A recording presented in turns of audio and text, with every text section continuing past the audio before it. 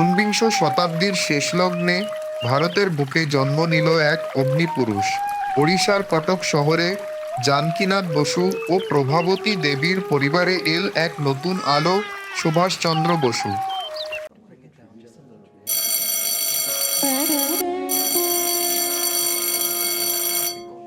মেধাবী ছাত্র হিসেবে সুভাষ খুব সহজেই শিক্ষকদের দৃষ্টি আকর্ষণ করলেন। তার মনে ছিল জ্ঞানের পিপাসা এবং দেশের জন্য এক গভীর টান।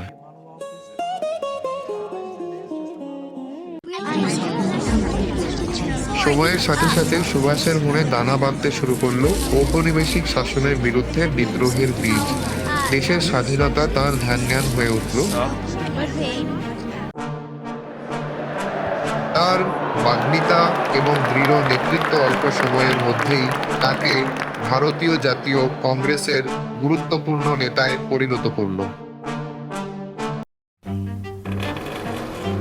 ব্রিটিশ সরকারের কাছে সুভাষের আপসহীন মনোভাব ছিল এক বড় চ্যালেঞ্জ। বহুবার কারাবরণ করেও তিনি নিজের আদর্শ থেকে সরে আসেননি।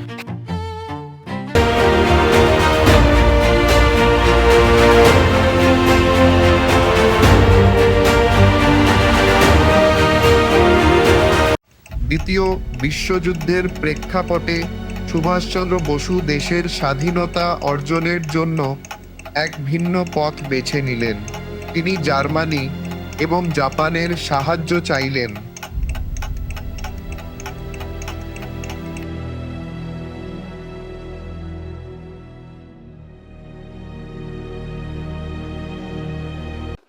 তোমরা আমাকে রক্ত দাও, আমি তোমাদের স্বাধীনতা দেব, এই মন্ত্রে দীক্ষিত হলো আজাদ হিন্দ ফৌজ। নেতাজির নেতৃত্বে তারা দেশের মুক্তির জন্য জীবন বাজি রাখতে প্রস্তুত হলেন। আজাদ হিন্দ ফৌজের বীর যোদ্ধার ব্রিটিশদের বিরুদ্ধে সাহসিকতার সাথে লড়াই করলেন। নেতাজির অনুপ্রেরণা ছিল তাদের পাথেয়। 1945 সালের 18 আগস্ট এক রহস্যময় বিমান দুর্ঘটনায় নেতাজি সুভাষচন্দ্র বসুর অন্তর্ধান আজও এক গভীর রহস্য। নেতাজি আজ আর আমাদের মধ্যে নেই, কিন্তু তার আদর্শ, তার দেশপ্রেম আজও কোটি কোটি ভারতবাসীর হৃদয়ে অমর হয়ে আছে।